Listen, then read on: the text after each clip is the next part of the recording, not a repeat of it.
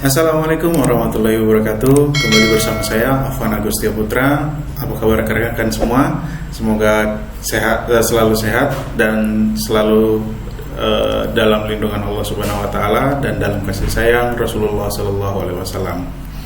Baik, kali ini saya akan mencoba sedikit membahas tentang salah satu aplikasi yang sering saya gunakan dalam proses kegiatan pengajaran, baik itu presentasi ataupun pengenalan aplikasi. Jadi dalam video kali ini saya akan mengenalkan sebuah aplikasi yang namanya adalah Bandicam.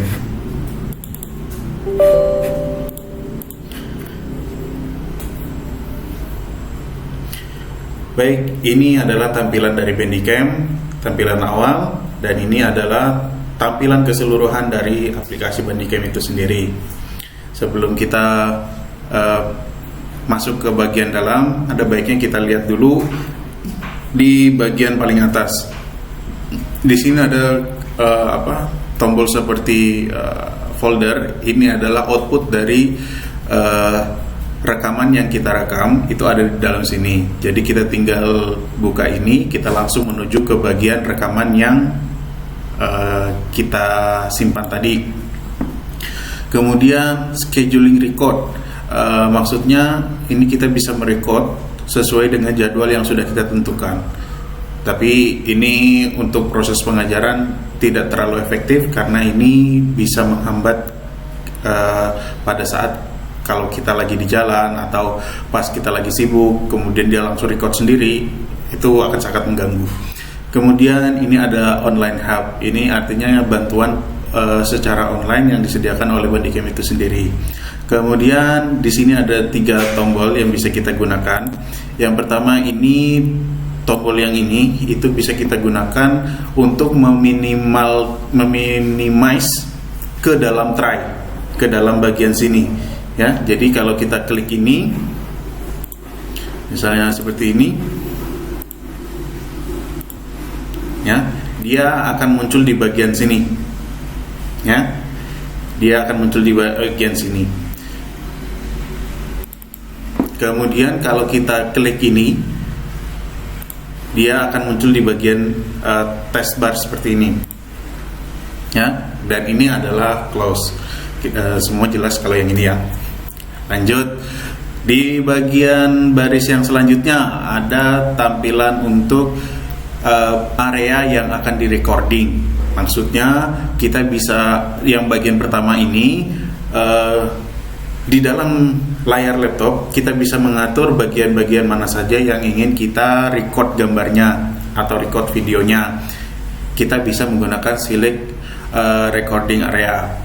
Untuk rectangle on a screen ini kita bisa gunakan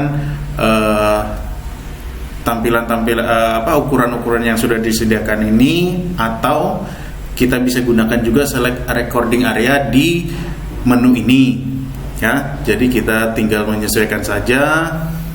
Nah, ini kalau kita gunakan ini berarti layarnya sebesar ini. Kalau kita gunakan yang ini, ada gambar warna merah di bagian layar, itu sebesar itu. Kemudian ada tampilan warna merah secara full screen. Nah, gambarnya itu sebesar itu. Kemudian ada full screen itu sendiri. Full screen ini kalau kita klik langsung, kita bisa langsung menikmati tampilan layar dengan rekaman kita sedang melihat ke bagian desktop dari laptop atau komputer kita. Kemudian ada around mouse. Ini around mouse ini bisa disesuaikan ukurannya juga. Ya, kemudian ada menu gaming. Menu gaming ini game recording mode ya, maksudnya, maaf, bukan menu gaming. Jadi kita bisa merecord game yang sedang kita mainkan, dan secara langsung bisa juga menampilkan kita, maksudnya secara langsung menampilkan ada atau tidaknya kita di dalam video game tersebut. Misalnya nih kita buat game Call of Duty Mobile. Nah, itu kan ekspresi kita nyerang atau nembak-nembak itu bisa terlihat dari layar itu sendiri. Jadi bisa kita gunakan game recording mode. Untuk ini kita bisa menggunakan proyektor. Dengan bantuan ini kita bisa menangkap layar sesuai dengan apa yang ditangkap oleh proyektor itu sendiri. Lanjut untuk bagian yang ini. Untuk bagian yang ini saya coba buatkan dulu bagian yang ini ya. Bagian yang ini terdiri dari mouse, mikrofon, dan webcam. Ini dalam satu settingan. Jadi kalau kita klik salah satu dari ketiga ini, dia akan muncul dalam satu bagian, yaitu recording setting. Jadi di sini sudah ada sound, webcam, mouse, logo, text, option. Ya. Untuk sound di sini kalau di sini dicentang, artinya suara yang kita gunakan dalam video ini itu tidak muncul. Tapi kalau kita klik dicentang, ya, record soundnya dicentang, itu artinya dalam video ini suara itu akan terrecord juga.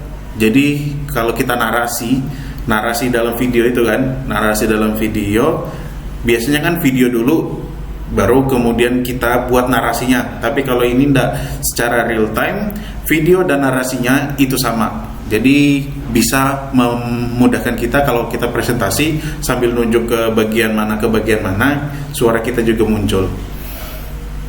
Kemudian di sini ada primary sound device. Device apa yang kita gunakan di dalam laptop atau HP kita, di dalam laptop kita atau komputer CPU kita, itu bisa kita gunakan di sini. Bisa kita atur di sini, volumenya digedekan aja supaya jelas. Kemudian ada secondary sound device. Ini bisa memuat satu lagi alat mic yang portable yang bisa digunakan oleh orang lain, sehingga nanti ada dua sound yang masuk ke dalam suara video kita. Baik, itu sekedar untuk soundnya. Untuk yang lain saya pikir tidak terlalu, yang penting dosa diklik ya, dibiarkan seperti apa adanya. Kemudian lanjut, masih di recording setting. Ini adalah webcam.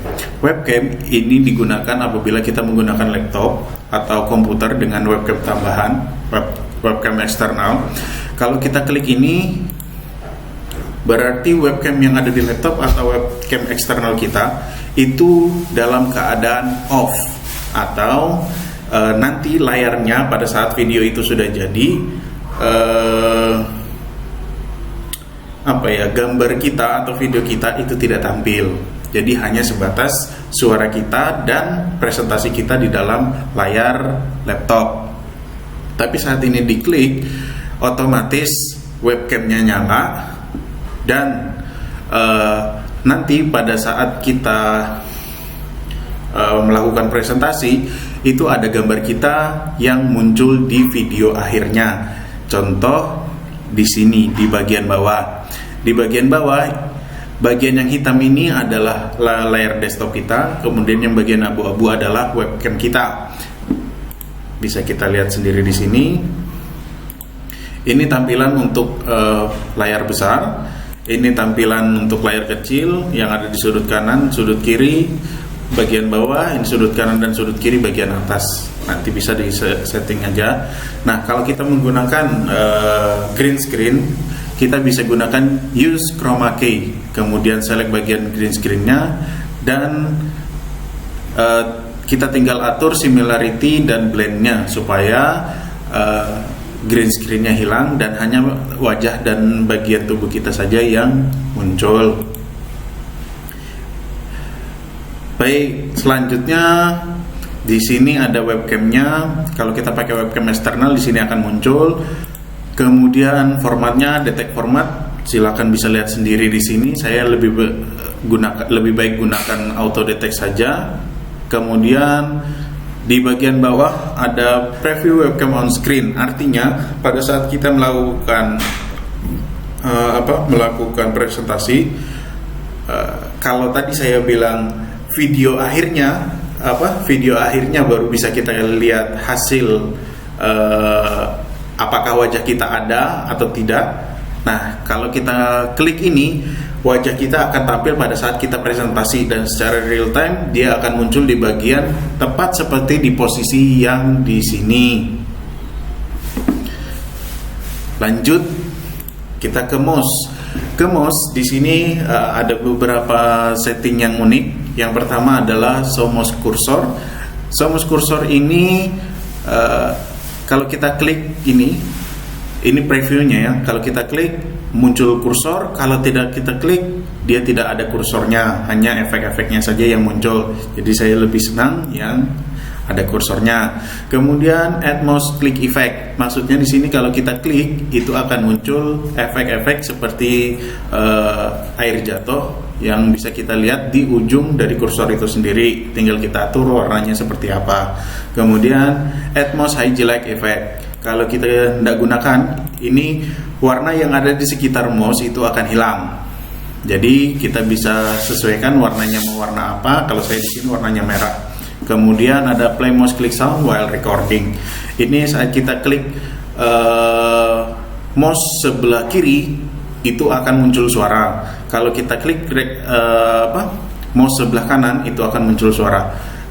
Kalau kita centang dua-duanya, berarti saat kita klik kiri dan klik kanan itu akan muncul suara. Tapi kalau salah satu saja itu hanya salah satu dari yang kita centang saja yang muncul suaranya. Kemudian logo ini boleh ada boleh tidak, saya sih tidak menganjurkan. Kemudian teks ini terserah saja mau diberikan atau tidak. Tapi kalau mau diberikan, pertama klik dulu di bagian add text overlay to video, kemudian pilih add, dan di sini kita kita berikan teks kita. Ya, ini pilihan-pilihannya. Ini misalnya Alwan Agustia. Oke. Yang di atasnya di delete saja. Nah, jadi yang adanya hanya di bagian tengah. Nanti itu bisa kita lihat pada saat videonya sudah jadi. Dan option ini ada recording priority, ada high, highest, normal. Saya pilih high aja supaya tidak terlalu membebani laptop saya. Kemudian play sound effect when started or stopped. Ini boleh diklik, boleh tidak. Jadi pada saat kita mulai record atau berhenti record, itu akan ada suara-suara yang membantu kita mengidentifikasi kalau videonya sudah jalan atau belum. Kemudian for screen recording mode, ini show countdown timer before recording begins. Ada hitungan mundur sebelum merekamnya dimulai. Kalau mau dibuat seperti itu, klik dicentang di sini. Kalau tidak, dosa, kosongkan saja. Dan yang lain ini tidak terlalu penting. Ya. Lanjut, untuk bagian selanjutnya adalah bagian yang ini. Nih, bagian angka 003 ini menunjukkan lama rekaman kita. Kemudian bagian yang ini itu menunjukkan berapa sih kapasitas yang sudah video kita hasilkan. Kemudian kalau yang ini menunjukkan space yang masih bisa menampung video kita. Jadi harddisknya masih bisa menampung berapa giga gitu. Kemudian di sini ada tombol pause, di sini ada tombol recording, kemudian di sini ada tombol screen capture. Lanjut ke bagian home. Di bagian home di sini ada tampilan sama seperti di bagian atas ini. Ya, tidak terlalu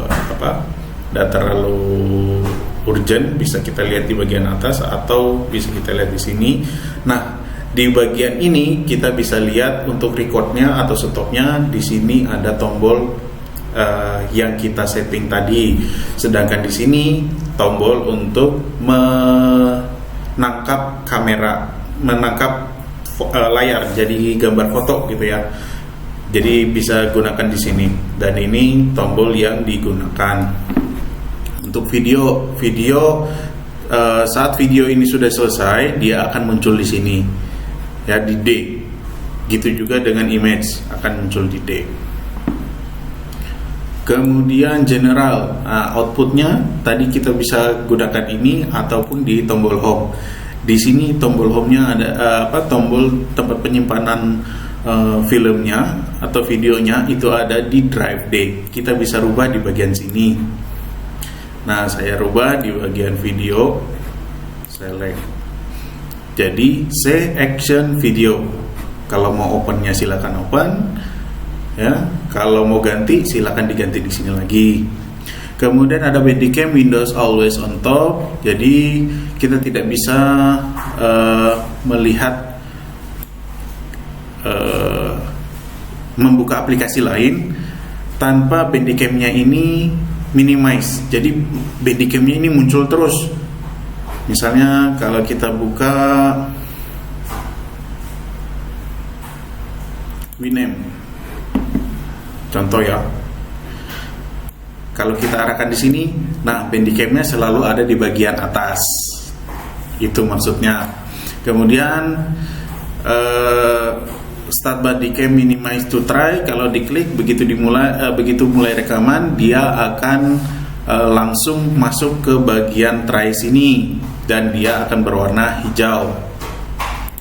Kemudian yang ketiga adalah run Bandicam on Windows Startup. Kalau kita klik ini, aplikasi Bandicam ini akan selalu muncul atau akan selalu berjalan saat laptop kita mulai dinyalakan. Nah, ini sama juga seperti yang ada barusan. Kemudian FPS ini frame per second ini bisa dirubah, bisa tidak, tapi saya sih tidak menganjurkan untuk dirubah. Jadi bisa dibiarkan seperti itu saja. Kemudian untuk video pada saat kita rekam atau di pause, kita bisa menggunakan bisa menggunakan tombol-tombol yang sudah ada di dalam aplikasi Bandicam ini, atau kita bisa gunakan tombol yang ada di keyboard. Nah, disinilah kita mengaturnya. Untuk tombol record dan stop berarti ada di tombol home. Untuk pause-nya ada di tombol pause di keyboard kita. Kemudian show mouse cursor, ini artinya kursornya akan muncul. Kalau tidak dicentang berarti kursornya tidak akan muncul di dalam layar kita. Kalau yang selanjutnya adalah add mouse click effect. Saat kita mengklik itu tidak muncul efek-efek seperti air jatuh tadi itu ya, warna merah kalau kita lihat di bagian sini tadi. Kemudian add webcam overlay, ini sama seperti di sini, pengaturan webcam yang menghadap ke kita. Nah, di sini ada format MP3 yang akan dihasilkan dari webcam dari video kita yang di screen dari video di screen tadi ya, di Bandicam tadi. Ini formatnya seperti ini, kemudian audionya seperti ini. Kemudian ini adalah hotkey untuk screen capture dari layar kita. Tombolnya adalah F11, bisa diganti.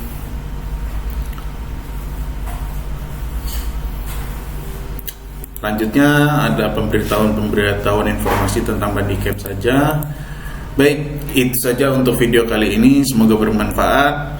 Kurang dan lebihnya mohon maaf, terutama untuk master-master yang sudah lama bergelut di bidang pengajaran. Dan cukup sekian, saya akhiri. Assalamualaikum warahmatullahi wabarakatuh.